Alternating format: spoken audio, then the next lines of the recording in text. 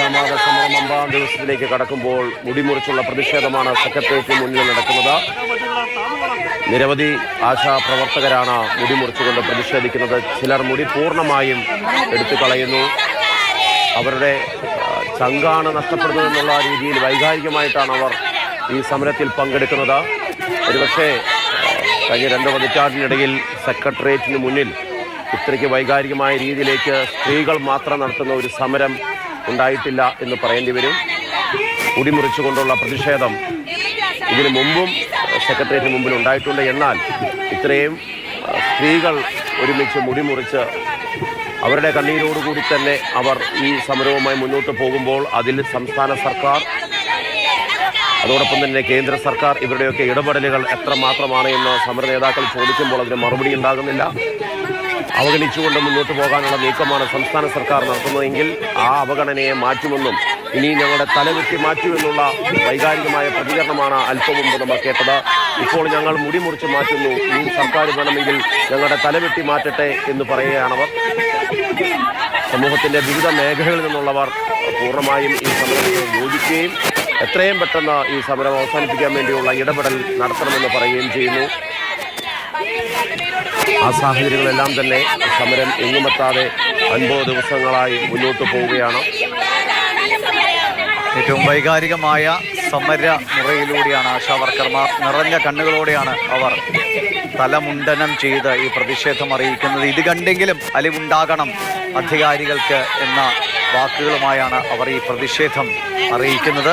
50 ദിവസം ഇന്ന് പൂർത്തിയാവുകയാണ് ആശമാരുടെ സമരം തുടങ്ങിയിട്ട്. അവിടെയാണ് ഇതുവരെയും സർക്കാരിൻ്റെ ഭാഗത്തുനിന്ന് അലിവോടെയുള്ള ഒരു സമീപനം വരാത്തതിനെ തുടർന്നാണ് ഇങ്ങനെയൊരു പ്രതിഷേധത്തിലേക്ക്, മുടിമുറിക്കുക മാത്രമല്ല തലമുണ്ടനം ചെയ്തുകൊണ്ടുള്ള പ്രതിഷേധത്തിലേക്ക് ആശാവർക്കർമാർ പോയിരിക്കുന്നു എന്നതാണ്. നിറഞ്ഞ കണ്ണുകളോടെയാണ് പലരും ആ സമരത്തിൻ്റെ ഭാഗമാകുന്നത്. ഇത് കണ്ടിട്ടെങ്കിലും അധികാരികൾ തങ്ങളുടെ ഈ സമരത്തോട് അനുഭാവവുമായ ഒരു നിലപാട് സ്വീകരിക്കണം എന്ന ആവശ്യമാണ് അവർ മുന്നോട്ട് വയ്ക്കുന്നത്.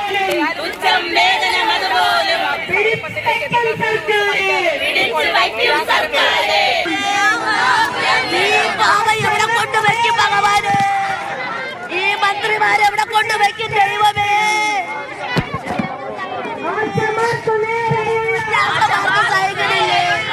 ഞങ്ങളെ ചങ്കാടെ അർത്തെടുക്കണത്, ഞങ്ങളെ ചങ്കാടെ അർത്തെടുക്കണത് ഭഗവാനെ, ദൈവമേ, 232 രൂപയ്ക്കാണ് ഈ വന്ന് കിടക്കുന്നത്.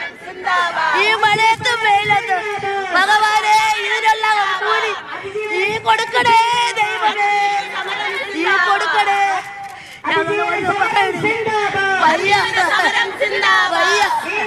ഞങ്ങളിനി അഭിപ്രായത്തിൽ എങ്ങനെ സഹിക്കണം? 50 ദിവസം കൊണ്ട് സഹിക്കുന്ന രാവും പകലും മഴയത്തും വെയിലത്തും.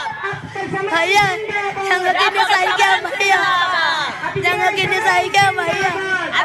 ഇനിയെങ്കിലും ഇവര് കണ്ണു തുറക്കണം, ഇതിനു വേണ്ടി കണ്ണു തുറക്കണം.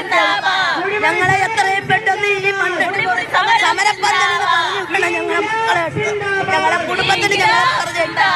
ഞങ്ങൾ എത്ര എണ്ണം വന്ന് കിടക്കുന്നില്ല, സുഖമില്ലാത്തവരും അമ്മമാരെ വയസ്സായാലും മക്കളെ വയ്യാതെ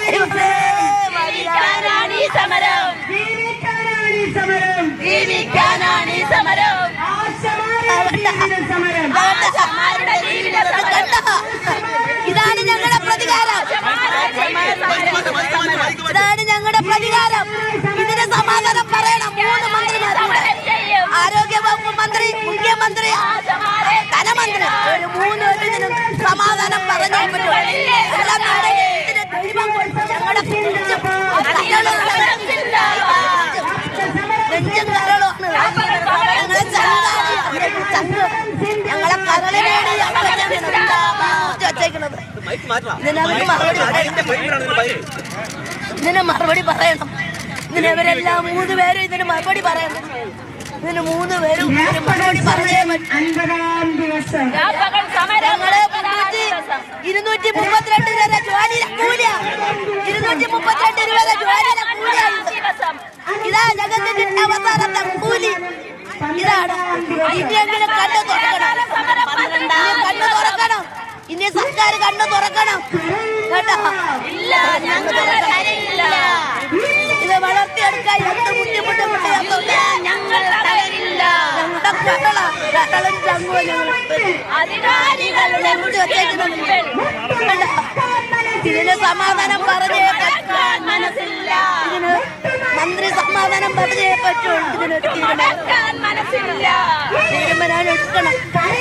ആശാവർക്കർമാരുടെ സമരമാണ് 50-ാം ദിവസം പൂർത്തിയാകുമ്പോൾ മുടി മുറിച്ചുകൊണ്ട് തല മുണ്ടനം ചെയ്തുകൊണ്ടുള്ള പ്രതിഷേധമാണ് ഇപ്പോൾ സെക്രട്ടേറിയറ്റിന് മുമ്പിൽ കണ്ടത്. ധനമന്ത്രിയും ആരോഗ്യമന്ത്രിയും മുഖ്യമന്ത്രിയും ഇതിന് മറുപടി പറയണം.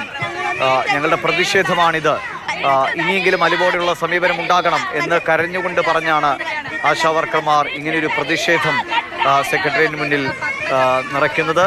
വലിയ തോതിൽ പിന്തുണ പല കോണുകളിൽ നിന്ന് ലഭിച്ചുവെങ്കിലും സർക്കാരിൻ്റെ ഭാഗത്തു നിന്ന് ഒരു തരത്തിലും അനുകൂലമായൊരു സമീപനം ഇവരുടെ ആവശ്യങ്ങളോടോ അല്ലെങ്കിൽ ഈ സമരക്കാരെ നേരിട്ട് കണ്ട് സംസാരിക്കുന്നതിനോ കാര്യമായ ശ്രമങ്ങൾ ഉണ്ടായില്ല എന്നതാണ് ഈ സമരം ഇത്രയും ദിവസം തുടർന്നു പോകാൻ കാരണമായത്. പലപ്പോഴും അത് രാഷ്ട്രീയ ആരോപണങ്ങളിൽ കേന്ദ്രത്തിൻ്റെയും സംസ്ഥാനത്തിൻ്റെയും പങ്കിനെക്കുറിച്ചുള്ള ആരോപണങ്ങളിലേക്ക് വഴിതിരിച്ചു വിടുകയായിരുന്നു ആശമാരുടെ സമരവുമായി ബന്ധപ്പെട്ട ചർച്ചകൾ.